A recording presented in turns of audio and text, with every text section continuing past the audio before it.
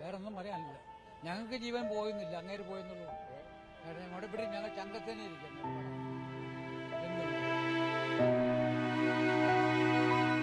എന്റെ കൊച്ചിന്റെ കല്യാണത്തിന് പൈസ 50,000 രൂപ. ഞങ്ങൾക്ക് ഓട്ടക്കാലത്തിനൊക്കെ ചെയ്ത് നല്ലതുപോലെ ഞങ്ങളെ രക്ഷപ്പെടുത്തി. കുടുംബത്തിനെയൊക്കെ നമ്മൾ എന്ത് കാര്യം ചെന്ന് പറഞ്ഞിരുന്നാലും അതുപോലെ തന്നെ കാര്യങ്ങളെല്ലാം ഒരു പേപ്പർ കൊണ്ട് കൊടുത്താൽ അതിന്റെ പുറവിന് തന്നെ പോയിക്കൊണ്ടിരിക്കും. ഞങ്ങളുടെ എല്ലാം പപ്പായെ പോലെയാണ്, അച്ഛനെ പോലെയാണ്.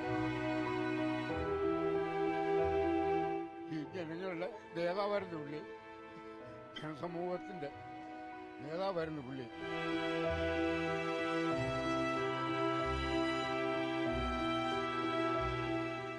ജനസമ്പർക്ക പരിപാടി തുടരുകയാണ്.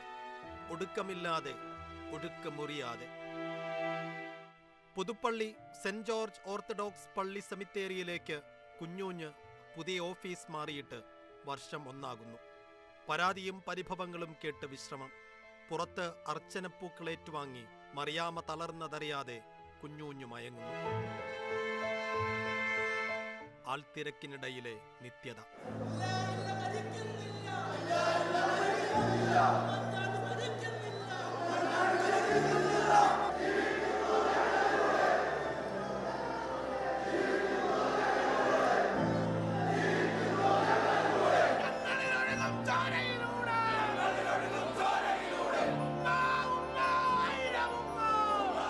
വിശേഷണങ്ങൾക്കും വിവരണങ്ങൾക്കും അതീതമായൊരു വിലാപയാത്ര ഇപ്പോഴും പുറപ്പെട്ടിടത്ത് തന്നെ നിൽപ്പാണ്.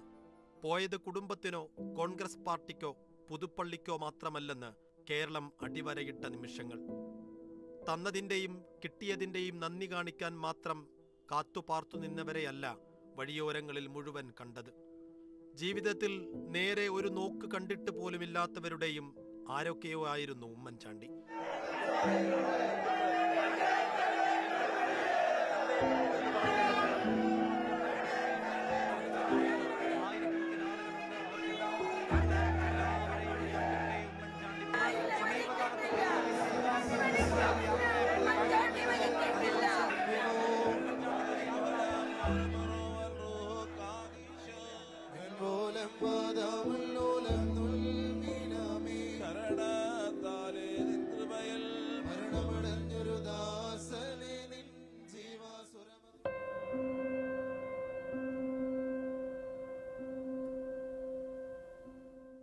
ഭർത്താവ് മരിച്ച ഭാര്യയെ ബന്ധുക്കളും ഉറ്റവരും ചേർന്ന് ആശ്വസിപ്പിക്കും.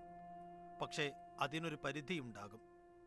മറിയാമ്മയ്ക്ക് പക്ഷേ പരിധികളില്ലാത്ത സാന്ത്വന വർഷമാണ്.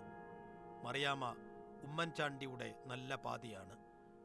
ആള് പോയി എന്നുള്ള ഗ്യാപ്പ് മാത്രമല്ല, സമൂഹം മൊത്തമായിട്ട് ആ ഭാര്യയെ പിന്നെ വിധവയാണെന്നാണ് എൻ്റെ പറയുന്നത്. ഇത് ഒരു സ്ലോ സതി തന്നെയാണ്. പക്ഷേ എനിക്ക് ദൈവം ഒരുപാട് ഒരു ഭാഗ്യം തന്നിരിക്കുന്നു. അതായത് സാധാരണ ഭർത്താക്കന്മാർ നഷ്ടപ്പെടുമ്പോൾ സ്ത്രീകൾക്കുണ്ടാകുന്ന ദുഃഖത്തെ ഒറ്റയായി പോകുന്നുള്ള താങ്ങും പോയെന്നുള്ള നിസ്സഹായാവസ്ഥയെക്കാൾ ഏറെ സമൂഹത്തിൽ നിന്ന് അവർക്കൊരിക്കലും ഇതുപോലെ അപ്രീസിയേഷൻ കിട്ടാറില്ല. എനിക്ക് ഒരുപാട് ആശ്വാസവാക്കുകൾ ലക്ഷക്കണക്കിന് ആൾക്കാർ കലറി വന്ന് എനിക്ക് തന്നു, സ്നേഹം ഒരുപാട് തന്നു. നിങ്ങളെപ്പോലുള്ള മാധ്യമപ്രവർത്തകരും ഒരുപാട് തന്നു, പൊതുജനങ്ങളും തന്നു.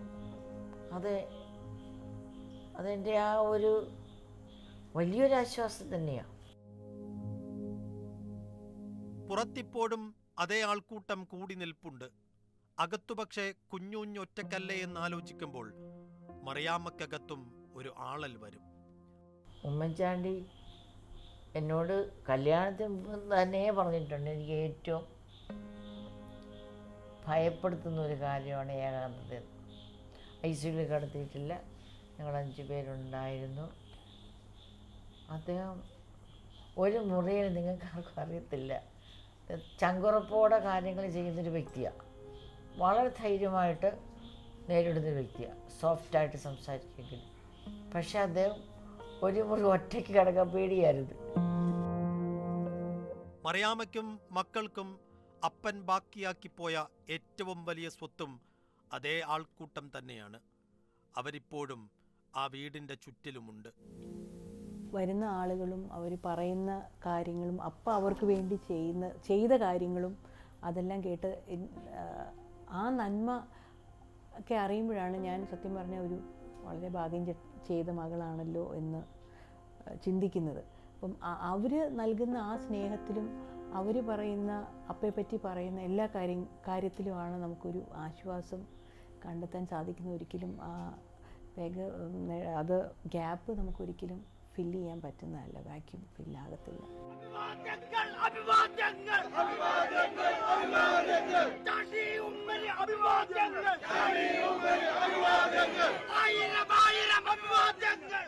ഒന്നുകിൽ അനൗൺസ്മെന്റ് വാഹനങ്ങൾക്ക് മുന്നിലുള്ള തുറന്ന വാഹനത്തിനകത്ത്, അല്ലെങ്കിൽ ഇടയ്ക്കെവിടെയോ ചില്ല് തുറന്നിട്ട ഏതെങ്കിലും ഒരു കാറിൽ കുഞ്ഞുഞ്ഞുണ്ടെന്ന തോന്നലോടെ തന്നെയാണ് പുതുപ്പള്ളിക്കാർ ആ ഉപതെരഞ്ഞെടുപ്പിനെ നേരിട്ടത്.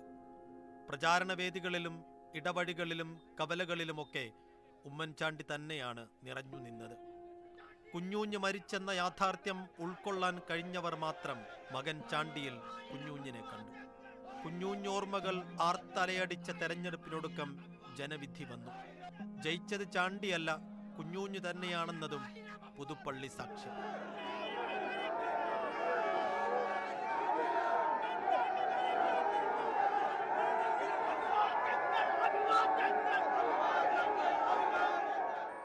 ജനങ്ങൾ ഇതിനെക്കുറിച്ച് ചിന്തിക്കാൻ അവസരം തന്നിട്ടില്ല. അദ്ദേഹം മരിച്ച നിമിഷം മുതൽ ഈ നിമിഷം വരെ ജനങ്ങളുടെ ഒരു വലിയ പിന്തുണ, കേരളത്തിലെ സാധാരണക്കാരുടെ പിന്തുണ. ഇപ്പോൾ നമ്മൾ വണ്ടി യാത്ര ചെയ്യുമ്പോൾ ആ വണ്ടി തടഞ്ഞു നിർത്തി കൈ കാണിക്കുക. സത്യം പറഞ്ഞാൽ എൻ്റെ പിതാവ് ഉണ്ടായിരുന്നപ്പോൾ പോലും ഞാൻ അങ്ങനെ പലപ്പോഴും കണ്ടിട്ടില്ല. പക്ഷേ അദ്ദേഹത്തിനുള്ള സ്നേഹം ഇരട്ടിച്ചെന്നല്ല 10 ഇരട്ടിയായി എന്ന് വേണമെങ്കിൽ എനിക്ക് പറയാൻ സാധിക്കും. ചാണ്ടി ഇപ്പോൾ പുതുപ്പള്ളിയുടെ MLA ആണ്. ആളുകൾ പലപ്പോഴും പക്ഷേ അത് മറന്നുപോകുന്നു. ചാണ്ടിക്കാവട്ടെ അതൊരു ധൈര്യവും ഊർജവുമാണ്. ഞാൻ പല സ്ഥലങ്ങളിൽ പോകുമ്പോഴും എനിക്കുള്ള ഉണ്ടായ അനുഭവം എന്ന് വെച്ചാൽ, പലപ്പോഴും എൻ്റെ പേര് ഉമ്മൻചാണ്ടി എന്നാണ് പറയണേ. അവർക്ക് അവരുടെ മനസ്സിലുള്ളതുകൊണ്ടായിരിക്കും. പക്ഷേ അദ്ദേഹം പറയുന്നു, എന്നെ വിളിക്കുമ്പോൾ ഉമ്മൻചാണ്ടി എന്ന് പറയുന്നു. ഒരു സ്ഥലത്ത് ഞാൻ ചെന്നപ്പം എൻ്റെ ഡിഗ്രി ക്വാളിഫിക്കേഷൻ അന്ന് പറഞ്ഞ് വായിച്ചത് മൊത്തം എൻ്റെ പിതാവിൻ്റെ ഡിഗ്രി ക്വാളിഫിക്കേഷനാണ്. കാരണം അതിൻ്റെ അർത്ഥം അദ്ദേഹം സെർച്ച് ചെയ്തപ്പോൾ അറിയാതെ ഉമ്മൻചാണ്ടി എന്നാണ് സെർച്ച് ചെയ്തത്. അപ്പോൾ ആ ക്വാളിഫിക്കേഷൻ എടുത്ത് എനിക്ക് വേണ്ടി വായിക്കുക എന്ന് പറഞ്ഞാൽ അത്രയ്ക്ക് സ്നേഹമാണ് അദ്ദേഹത്തിനോടുള്ളത്. അത് ഞാൻ പറഞ്ഞത്, അദ്ദേഹം ഇന്നും നിറസാന്നിധ്യമാണ്. അദ്ദേഹം പോയെന്നൊരു തോന്നൽ എനിക്കതുകൊണ്ട് തന്നെയില്ല. അലക്ഷ്യമായി പാറിക്കിടന്ന മുടിയിഴകളും പുഞ്ചിരിയാൽ തൊടുത്ത മുഖവും കൈപ്പിടിയിൽ ഒതുങ്ങാത്ത ഫയല് കെട്ടുകളുമായി കുഞ്ഞൂഞ്ഞ് നടന്നു നീങ്ങിയ വഴികളിൽ വിങ്ങലാർന്നൊരു വിടവ് ബാക്കിയാകുന്നു. ആ വഴി അങ്ങനെ ഒരാൾ ഇനി വരാനില്ലെന്നും കേരളത്തിനറിയാം. അറ്റമില്ലാത്ത ആൾത്തിരമാല കണക്കെ ഇരമ്പിയെത്തുന്ന ഓർമ്മക്കടലാണ് ഉമ്മൻചാണ്ടി.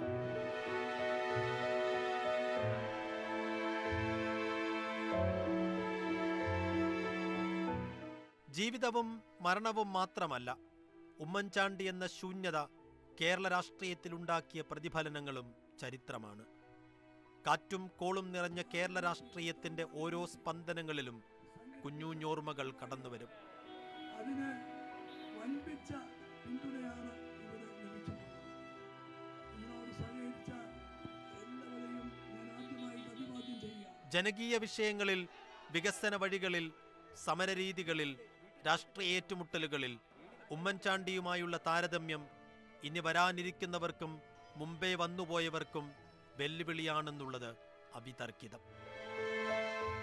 സാറിനോടൊപ്പം ഏറ്റവും കൂടുതൽ യാത്ര ചെയ്തിട്ടുള്ള ആൾ ഞാനാണ്. ഏറ്റവും കൂടുതൽ സമയം ചെലവഴിച്ചിട്ടുള്ളത് ഞാനാണ്, ഭാഗ്യവശാൽ. കാരണം അന്നൊക്കെ മണിക്കൂറുകളോളം ഇങ്ങനെയൊക്കെ പോവുകയാണ് നമ്മൾ.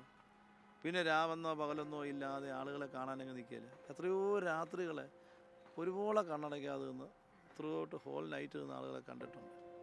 രാത്രി 10 മണി 11 മണി 12 യാമങ്ങൾ ഇങ്ങനെ കഴിഞ്ഞു പോയിക്കൊണ്ടേയിരിക്കും. നേരം വെളുത്താണല്ലോ അയ്യോ നമ്മൾ രാവിലത്തെ പ്രഭാത കൃത്യങ്ങൾ. അങ്ങനെ പോയ എന്ന് പറഞ്ഞാൽ വിശ്വസിക്കില്ലാത്ത ധാരാളം അനുഭവങ്ങൾ ജീവിതത്തിലുണ്ടായിട്ടുണ്ട്. ഒറ്റപ്പോളെ കണ്ണടയ്ക്കാതെ ഒരു നേരം ഭക്ഷണം കഴിക്കാതെ 10-15 കല്യാണങ്ങൾ കൂടിയിട്ട് ഒരു ഭക്ഷണം പോലും കഴിക്കാതെ പോയ എത്രയോ അന്നത്തെ കാലഘട്ടത്തെ കുറിച്ച് അറിയാവുന്നവർക്കതറിയാം. ഇന്നത്തെ തലമുറ അത് വിശ്വസിക്കുമോ എന്ന് പോലും സംശയം.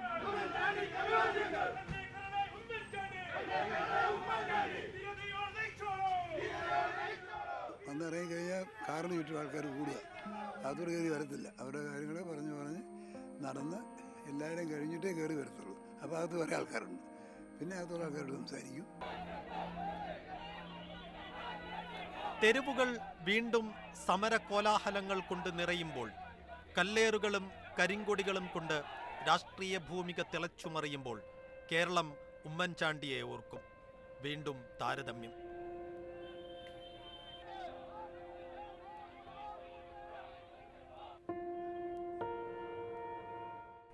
ഒരുപാട് സമരങ്ങളിൽ സാറിനെതിരെയുള്ള ഒരുപാട് സമരങ്ങളിൽ സാറിനോടൊപ്പം യാത്ര ചെയ്യാൻ സാധിച്ചു ഒന്നുമല്ല, സാർ ആ സമരക്കാരെ നേരിട്ട ഒരു രീതി നമുക്ക് കണ്ടുപഠിക്കാൻ വളരെ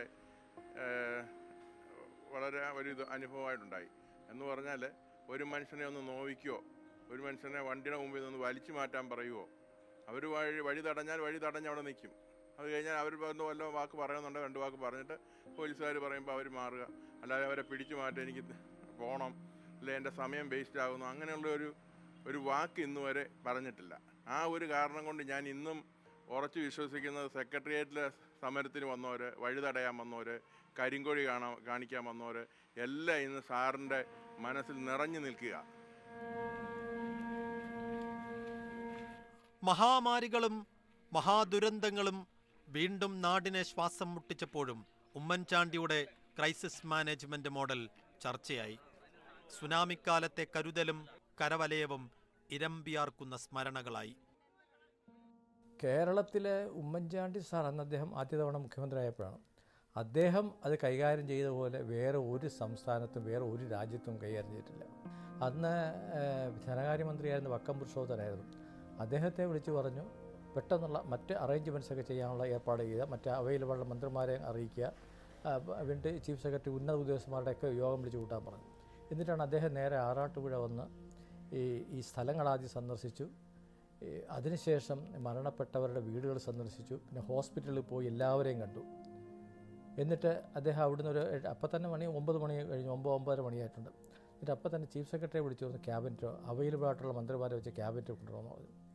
രാത്രി 12 മണിക്കാണ് ക്യാബിനറ്റ് കൂടുന്നത് അന്ന് രാത്രി. അങ്ങനെയാണ് കേന്ദ്ര ഗവൺമെൻറ്റിനോട് ആവശ്യപ്പെടേണ്ട 250 കോടി രൂപയുടെ ധനസഹായം എന്ന് കേന്ദ്ര ഗവൺമെൻറ് തന്നു. ഏഷ്യൻ ഡെവലപ്മെൻറ്റ് ബാങ്കിന് പുനരധിവാസ പദ്ധതിക്ക് വീടുകൾ ഈ നഷ്ടപ്പെട്ടു പോയ എല്ലാവർക്കും വീട് വെച്ച് കൊടുക്കാനുള്ള തീരുമാനം എടുത്തു. എല്ലാവർക്കും കോമ്പൻസേഷൻ കൊടുക്കാനുള്ള തീരുമാനം എടുത്തു. അപ്പോൾ ഞാൻ പറഞ്ഞു വന്നത്, അപ്പം അങ്ങനെയാണ് അദ്ദേഹം അത് കൈകാര്യം ചെയ്തത്. മനസ്സിനൊപ്പം സഞ്ചരിച്ച ശരീരം പതുക്കെ പണിമുടക്കി തുടങ്ങിയ കാലം കോൺഗ്രസിനും UDF-നുമൊക്കെ മോശം സമയങ്ങളായിരുന്നു. പിണറായി സർക്കാർ തുടർഭരണം ഉറപ്പിച്ച ജനവിധിക്ക് പിന്നാലെ ഉമ്മൻചാണ്ടി പൂർണ്ണമായും രോഗാശയയിലേക്ക് വീണു. സംസ്ഥാന ഭരണത്തിലേക്ക് തിരിച്ചുവരാൻ പല വഴികളും തിരയുന്ന കോൺഗ്രസിന് ഉമ്മൻചാണ്ടിയുടെ അസാന്നിധ്യമുണ്ടാക്കുന്ന ക്ഷീണം ചെറുതൊന്നുമല്ല. നിഖില മേഖലകളിലും സർവസ്വീകാര്യനായ തടക്കവും വഴക്കവും രാഷ്ട്രീയ കുശാഗ്രതയുമെല്ലാം ഒത്തുചേർന്നൊരു നേതാവ് കോൺഗ്രസിനകത്ത് ഇനിയും പിറവിയെടുക്കുമോ എന്ന പ്രവർത്തകരുടെ അടക്കിപ്പിടിച്ച ചോദ്യങ്ങളിലുണ്ട് ഉമ്മൻചാണ്ടി എന്ന ശൂന്യതയുടെയും വിടവിൻ്റെയും ആഴം.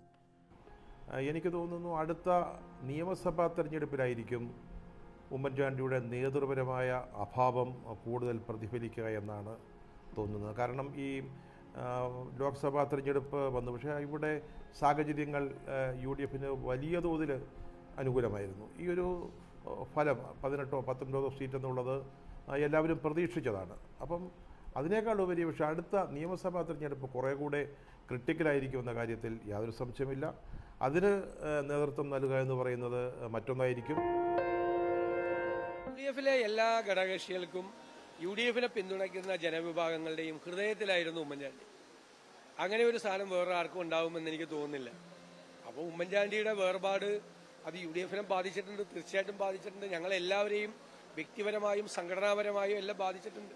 എന്ത് സംശയങ്ങളുണ്ടെങ്കിലും ചോദിക്കാൻ, വഴികാട്ടിയാകാൻ, മാതൃകയാകാൻ, ഉപദേശങ്ങൾ തരാൻ, എങ്ങനെ ഒരു കാര്യത്തെ സമീപിക്കണം എന്ന് പറയാൻ, നമ്മളൊരു നല്ല കാര്യം ചെയ്താൽ നമ്മളെ അഭിനന്ദിക്കാൻ, നമുക്കൊരു ആത്മവിശ്വാസം പകരുന്ന രീതിയിൽ നമ്മളെ പിന്തുണയ്ക്കാൻ എല്ലാ കാര്യത്തിലും അദ്ദേഹം ഉണ്ടായിരുന്നു. ഇപ്പോൾ UDF യോഗം പോലും ചേരുമ്പോൾ അദ്ദേഹത്തിൻ്റെ ഒരു സാന്നിധ്യം ഞങ്ങൾക്ക് വലിയ സഹായകരമായിരുന്നു. അദ്ദേഹം ഇല്ല, പക്ഷേ അദ്ദേഹം കാണിച്ചു തന്ന ചില വഴികളും ചില മാതൃകകളും അതായിരിക്കണം ഞങ്ങളെ നയിക്കേണ്ടതെന്ന് ഞങ്ങൾ വിചാരിക്കുന്നു. ഈ വർഷത്തെ തെരഞ്ഞെടുപ്പ് എന്ന് പറഞ്ഞാൽ നമ്മൾ തീരെ പ്രതീക്ഷിക്കാത്ത, എന്നാൽ ജീവിതത്തിലുണ്ടായ ഏറ്റവും ഇൻറ്റൻസ് തെരഞ്ഞെടുപ്പുകളിൽ ഒന്നാണ്. അതിൻ്റെ എല്ലാ ഘട്ടങ്ങളിലും സാറിൻ്റെ അഭാവം അനുഭവപ്പെട്ടിട്ടുണ്ട്. ഒരു പക്ഷേ ആ മത്സരിക്കണോ വേണ്ടയോ എന്നുള്ള തീരുമാനം എടുക്കുന്ന കാര്യത്തിന് പോലും നമ്മൾ ആദ്യം വിളിക്കുന്നത് അദ്ദേഹത്തെ ആവുമായിരുന്നല്ലോ. വിളിച്ച് ചോദിക്കുക, സാർ എങ്ങനെ പറയുന്നു, എന്താ ചെയ്യേണ്ടത്, അല്ലെങ്കിൽ അവർ സാറിനെ ബന്ധപ്പെട്ടിട്ടുണ്ടാവുമായിരുന്നല്ലോ. അത് തൊട്ട് ഇപ്പം ഇടയിലിപ്പോൾ ഒരു കാര്യം, തെരഞ്ഞെടുപ്പിൽ വളരെ ചെയ്യാത്ത കാര്യങ്ങളുടെ പേരിൽ രൂക്ഷമായിട്ടുള്ള അക്രമങ്ങളുണ്ടായി, വേട്ടയാടലുകൾ അല്ലെങ്കിൽ കുറ്റപ്പെടുത്തലുണ്ടായി. നമ്മൾ ആരെ ആശ്വാസത്തിന് വിളിക്കുക? ഇനി ആ കാര്യത്തിൽ ചെയ്യാത്തൊരു കാര്യത്തിന് വേട്ടയാടപ്പെടുമ്പോൾ ആരാശ്വസിപ്പിച്ചാലോ നമുക്ക് ഏറ്റവും കൂടുതൽ ആശ്വാസമാവുക. ഉമ്മൻചാണ്ടിയുടെ കാലത്തെ UDFലെ ഉമ്മൻചാണ്ടി മാത്രമായിരുന്നു. മുന്നണി രാഷ്ട്രീയം അത്രയും അടുക്കും ചിട്ടയും മര്യാദയും ചലനാത്മകതയും കണ്ട മറ്റൊരു കാലമില്ല. വ്യത്യസ്ത ആശയങ്ങളെ പേറുന്ന ആൾക്കൂട്ടങ്ങളെപ്പോലും തന്നോടടുപ്പിച്ചു നിർത്താനുള്ള മാസ്മരിക ശേഷിയുടെ ഉടമ. വിമർശകരിട്ട പേരാണെങ്കിലും ഈ കുഞ്ഞുകുഞ്ഞാപ്പ കുഞ്ഞുമാണി എന്നൊക്കെ പറയുന്നത് കേരള സമൂഹം ഏറ്റെടുത്ത ഒരു സാമുദായിക സൗഹാർദ്ദത്തിൻ്റെയും അതുപോലെ തന്നെ ഒരു പൊതുജീവിതത്തിൽ അവർക്ക് സ്വീകാര്യമായ ഒരു ഇക്വേഷൻ്റെയും അതിനോട് എതിർപ്പുള്ള പൊളിറ്റിക്കൽ ക്യാമ്പിൻ്റെയും ഒക്കെ ഒരു ടേമാണത്. അപ്പോൾ ഞാൻ വിശ്വസിക്കുന്നത് കേരളത്തിൻ്റെ സാമുദായിക സൗഹൃദം, ആ ഇക്വേഷൻ നല്ല നിലക്ക് കൊണ്ടുപോകുന്ന കാര്യത്തിൽ ഞങ്ങളുടെയൊക്കെ എളിയ സേവനം ഉണ്ടായിട്ടുണ്ട്.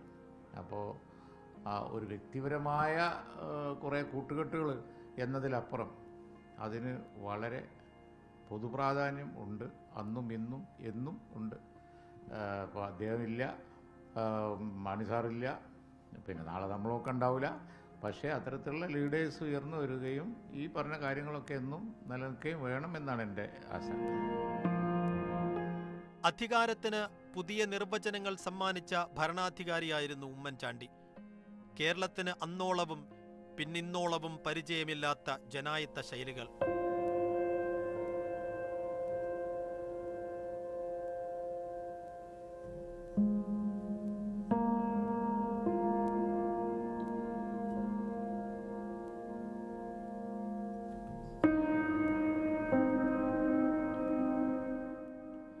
ഒരു ഗ്ലാസ് വെള്ളം പോലും കുടിക്കാതെ പാതിരാത്രി വരെ ഒറ്റ നിൽപ്പിൽ നിന്ന ജനസമ്പർക്ക പരിപാടി. OCയുടെ അസാന്നിധ്യത്തിൽ ജനസമ്പർക്കത്തിന് വേറെ മോഡലുകൾ വന്നപ്പോഴും നാടിന് ദഹിക്കാതെ പോയത് ആ താരതമ്യം കൊണ്ടായിരുന്നു. ഒരു ഭരണാധികാരി എന്നുള്ള നിലയിലും രാഷ്ട്രീയ നേതാവ് എന്നുള്ള നിലയിലും രാഷ്ട്രീയ പ്രവർത്തനത്തെയും അധികാരത്തെയും നിർവചിച്ച ആളാണ് അദ്ദേഹം. ജീവിതത്തിലൂടെ മറ്റുള്ളവന്റെ കണ്ണീര് തുടയ്ക്കാനും അവന്റെ സങ്കടങ്ങൾ മാറ്റാനും അവന്റെ ജീവിത നിലവാരം ഉയർത്താനും നമ്മൾ നടത്തുന്ന തീക്ഷ്ണമായ യത്നത്തിന്റെ പേരാകണം രാഷ്ട്രീയ പ്രവർത്തനം എന്ന് അദ്ദേഹം വിശ്വസിച്ചു. അപ്പോൾ ജീവകാരുണ്യ പ്രവർത്തനവും പൊതുപ്രവർത്തനവും സാമൂഹ്യ സേവനവും രാഷ്ട്രീയ പ്രവർത്തനവും എല്ലാം ഒന്ന് തന്നെയാണ് എന്ന് പറഞ്ഞു. അധികാരത്തിലിരിക്കുമ്പോൾ ദണ്ഡഗോപുരങ്ങളിൽ ഇരിക്കാതെ സാധാരണക്കാരുടെ ഇടയിലാകണം മനസ്സ്, അവരുടെ സങ്കടങ്ങൾ തീർക്കാനുള്ള പ്രയത്നമാകണം ഉണ്ടാകേണ്ടത്. അധികാരം എങ്ങനെയാണ് ഉപയോഗിക്കേണ്ടത് എന്നുകൂടി അദ്ദേഹം മാതൃക കാണിച്ചു. അതാണ് അദ്ദേഹത്തിന്റെ വ്യത്യസ്തത. സർവ്വഗുണങ്ങളിൽ ഒരാളിൽ സമ്മേളിച്ചാൽ എങ്ങനെ ഇരിക്കും എന്നാണ് എനിക്ക് തോന്നിയിട്ടുള്ളത്. ത്യാഗവും വിനയവും ശാന്തതയും പാവങ്ങളുള്ള ഒരു അനുകമ്പയും ഒരു ദീർഘദർശനവും മറ്റാർക്കും ഇല്ലാത്തൊരു ദീർഘദർശനവും ഇതെല്ലാം ഒരു സർവ്വഗുണങ്ങളുടെ ഒരു സമ്മേളനം. ഒരാളിൽ ഒരു സർവ്വഗുണങ്ങൾ ഒന്ന് വന്നു ചേർന്നാൽ എങ്ങനെ ഇരിക്കും? അതായിരിക്കും. ഞാൻ അദ്ദേഹത്തെ ഒരു യോഗി വര്യനായിട്ടാണ്. ഗോഡ്ഫാദർമാർ പാർട്ടിയെ നിയന്ത്രിച്ചിരുന്ന കാലത്ത് ഉമ്മൻചാണ്ടി എന്ന ഗോഡ്ഫാദർ തന്റെ ഭാവിയേക്കാളേറെ ചിന്തിച്ചത് പാർട്ടിയുടെ ഭാവി. ഷാഫി പറമ്പിലിന് ചുറ്റും ആളുകൂടുമ്പോഴൊക്കെ ജനം പറയും അത് കുഞ്ഞൂഞ്ഞിൻ്റെ സ്കൂളിൻ്റെ ഗുണമാണെന്ന്. ഉമ്മൻചാണ്ടി പഠിച്ചതും പഠിപ്പിച്ചതും ആൾക്കൂട്ടത്തെ വശീകരിക്കാനുള്ള രസതന്ത്രമായിരുന്നു. എന്താണെന്ന് വെച്ചാൽ എല്ലാം അദ്ദേഹം തന്നെ ആയിരുന്നല്ലോ. സാധാരണ KSU പ്രവർത്തനം തൊട്ട് ഇപ്പോൾ ഈ നിൽക്കുന്ന ഈ ദിവസം വരെയുള്ള എല്ലാ കാര്യങ്ങളിലും ആദ്യം ഓർക്കുന്നത് അദ്ദേഹത്തെ തന്നെയായിരിക്കും. അതിനിപ്പോൾ അദ്ദേഹത്തിൻ്റെ അഭാവത്തിൽ പോലും ആദ്യം ഓർക്കേണ്ടതും അദ്ദേഹത്തെ തന്നെയായിരിക്കും. അപ്പോൾ എന്താണെന്ന് വെച്ചാൽ എല്ലാമാണ്, എല്ലാമാണ്. എൻ്റെ ഒന്നും വീട്ടിൽ ഒരാൾ പോലും രാഷ്ട്രീയത്തിലുണ്ടായിരുന്ന ആളല്ല. എൻ്റെ അച്ഛനൊരു സാധാരണ സർക്കാർ ഉദ്യോഗസ്ഥനാണ്. ഞാനൊരു KSUക്കാരനായിരുന്നു. KSUവിൻ്റെ സജീവമായ പ്രവർത്തനങ്ങളിലുണ്ടായിരുന്നു. അവിടെ നിന്നും ഒരാളെ ഐഡൻറ്റിഫൈ ചെയ്ത് കൊണ്ടുവന്ന് നിയമസഭാ സാമാജികനാക്കി ഉത്തരവാദിത്തങ്ങൾ ഏൽപ്പിച്ചു, വിശ്വസിച്ച് ഒപ്പം നിർത്തി. എനിക്ക് കിട്ടിയിരിക്കുന്ന ഏറ്റവും വലിയ പദവി MLA 3 തവണ MLA ആയതോ അല്ലെങ്കിൽ ഇപ്പോൾ AICCയുടെ സെക്രട്ടറി ആയതോ ഒന്നുമല്ല. എൻ്റെ ജീവിതത്തിൽ എൻ്റെ ഏറ്റവും വലിയ പദവി ഞാൻ ഉമ്മൻചാണ്ടിയുടെ ആളാണ് എന്നറിയപ്പെടുന്നതാണ്. ഉമ്മൻചാണ്ടിയുടെ ആളാണ് എന്ന് പറയുന്നതിനേക്കാൾ ഒരു പൊസിഷൻ, അതെൻ്റെ കാര്യം മാത്രമല്ല, എന്നോട് അദ്ദേഹത്തിൻ്റെ വിയോഗത്തിന് ശേഷം പാർട്ടിയിൽ സ്ഥാനമില്ലാത്ത ആളുകളൊക്കെ വന്നിട്ട് പറയാറുണ്ട്, പാർട്ടിയിൽ സ്ഥാനമില്ല, ഇപ്പോൾ വലിയ പ്രയാസമാണ്.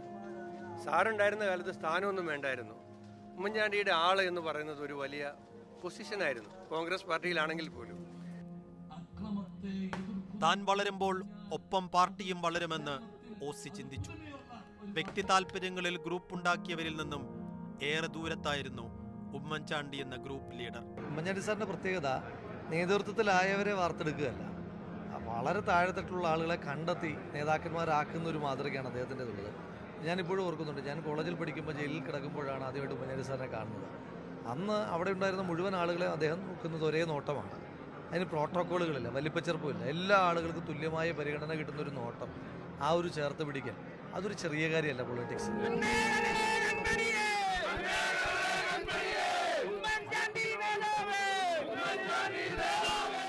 ഉമ്മൻചാണ്ടിയോളം കൂരമ്പുകളും ആരോപണ ശരങ്ങളും ഏറ്റുവാങ്ങിയ മറ്റൊരു നേതാവ് കേരള രാഷ്ട്രീയത്തിലില്ല.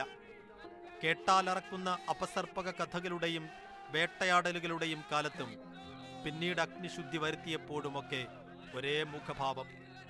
എല്ലാ വിമർശനങ്ങളെയും പുഞ്ചിരിമായാത്ത മുഖവുമായി നേരിട്ട OC വന്നവരും വരാനിരിക്കുന്നവരുമായ നേതാക്കൾക്ക് മുന്നിൽ എത്തിപ്പിടിക്കാനാവാത്ത ഉയരമാണ്. ഈ പറയുന്ന ആളുകൾക്ക് ഇത് അപവാദമാണെന്നും ശരിയല്ലെന്നും ബോധ്യമുണ്ടെങ്കിലും അവർ രാഷ്ട്രീയ നേട്ടത്തിന് വേണ്ടി ഉമ്മൻചാണ്ടിയെ ഉപയോഗിക്കുകയായിരുന്നു, ബലിയാടാക്കുക. സോളാർ സംഭവം ഉമ്മൻചാണ്ടി അശേഷം അലട്ടിയില്ല. കാരണം പുള്ളിയുടെ കൈകൾ പരിശുദ്ധമായിരുന്നു. ആ നല്ല ബോധ്യം ഉമ്മൻചാണ്ടിക്കുണ്ട്. ഉമ്മൻചാണ്ടിക്കൊരു കുഴപ്പമുള്ളത്, ശരിയാണെന്ന് തോന്നിയാൽ പുള്ളി ചെയ്യും. പുള്ളി ഞങ്ങളോട് പറയും, 10 കാര്യം വന്നാൽ നമ്മളെ എല്ലാം ശരിയാക്കിയിട്ട് ചെയ്യാൻ ഒന്നും ചെയ്യാൻ പറ്റത്തില്ല. 10 എണ്ണം ചെയ്താലേ ചിലപ്പോൾ 8 എണ്ണം ശരിയായിരിക്കും, 2 തെറ്റാണ് കറക്റ്റ് ചെയ്യാം. പക്ഷെ ശരി ചെയ്യാൻ വേണ്ടി മാത്രമായിട്ട് കാത്തിരിക്കാൻ പോയാൽ ഒന്നും ചെയ്യാൻ പറ്റത്തില്ല. ഉമ്മൻചാണ്ടി ആ ബോധ്യത്തിലാണ് ഈ സംഭവത്തെ നേരിട്ടത്. പക്ഷേ ഉമ്മൻചാണ്ടി ഉറച്ചൊരു സംഭവം ആ വ്യക്തിപരമായ ചില ആക്ഷേപങ്ങളാണ്. ഒരു തരത്തിലും ശരിയല്ലെന്ന് പറയുന്നവർക്ക് ബോധ്യമുള്ള കാര്യമാണത്. സ്വാഭാവികമായിട്ടും ശരിയല്ലെങ്കിലും ഇങ്ങനെയുള്ള ആക്ഷേപം കേൾക്കും. നമുക്ക് ഒരു വീട്ടിലിരുന്ന് കേൾക്കാൻ പറ്റത്തില്ല ഈ ആക്ഷേപങ്ങൾ. അത്രയേറെ പീഡിപ്പിച്ചു. പക്ഷെ എന്തുണ്ടായി? അവസാനം സത്യം വിജയിച്ചു. ഉമ്മൻചാണ്ടി പറഞ്ഞതുപോലെ കാർമേഘ പടലങ്ങൾ മാറി ആ സൂര്യൻ ജ്വലിച്ചു നിന്നു. ഉമ്മൻചാണ്ടിയുടെ മരണത്തിന് ശേഷം എല്ലാവർക്കും ബോധ്യമായി.